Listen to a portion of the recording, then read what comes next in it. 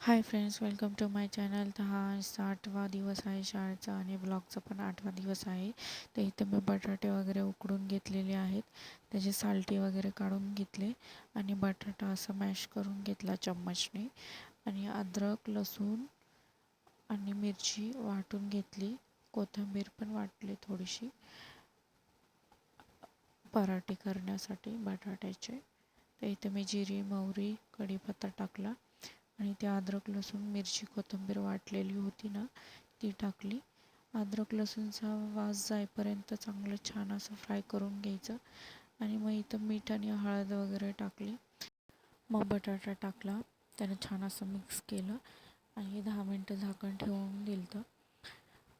आणि नंतर ना मग पराठे करायचे होते, तर मग एक प्लेटमध्ये बटाटा काढून घेतला त्याला गार होण्यासाठी.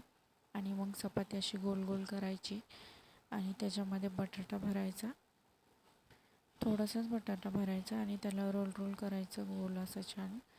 आणि मग त्याला लाटून घ्यायचं छान.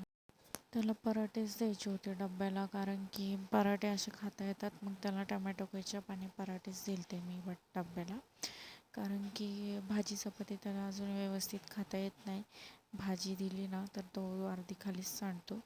पण मी आता काय करते, भाजीमध्ये म्हणजे चपाती केली ना तर चपातीमध्येच भाजी टाकते आणि रोल करून असे डब्यामध्ये ठेवते. म्हणजे कसं त्याला खाता येतं. नाहीतर असे तोडून तोडून चपाती त्याला खाता येत नाही.